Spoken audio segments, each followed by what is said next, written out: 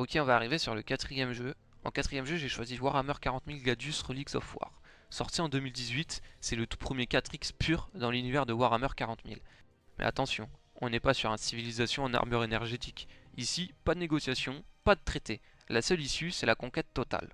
Vous explorez, vous développez votre base, vous cherchez de nouvelles technologies, mais surtout, vous exterminez. Au lancement, 4 factions étaient jouables, les Space Marines, la Garde Impériale, les Orques et les Nécrons. Et avec les nombreux DLC sortis depuis, maintenant nous avons accès aux Tyrannides, aux Tau, aux Sphères de Bataille et au Chaos. Chacun avec son gameplay unique, ses unités spécifiques et sa propre façon de dominer la carte, chaque faction est asymétrique, que ce soit en termes de style de jeu ou de conditions de victoire. Gladius brille par son côté tactique. Le terrain, la ligne de vue, le brouillard de guerre. Chaque mouvement peut vous faire basculer d'une domination totale à une retraite honteuse. Les combats sont brutaux et stratégiques.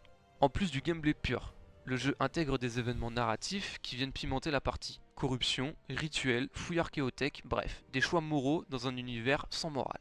Personnellement, le jeu, je le trouve quand même vachement dur. Je me fais rouler alors que je joue en mode facile et je refuse de dire que je suis nul, j'ai quand même 30 000 trophées sur Brawl Stars, attention.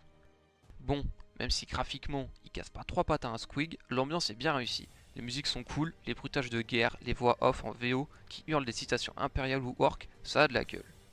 Gladius, c'est pas un jeu pour construire une civilisation, c'est un jeu pour écraser celle des autres à coups de bolters lourds ou de qui coupe.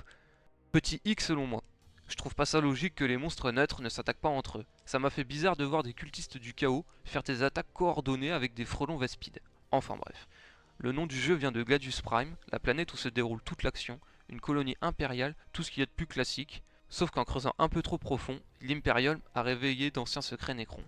Et comme souvent dans 40 000, ça finit très mal, pour absolument tout le monde.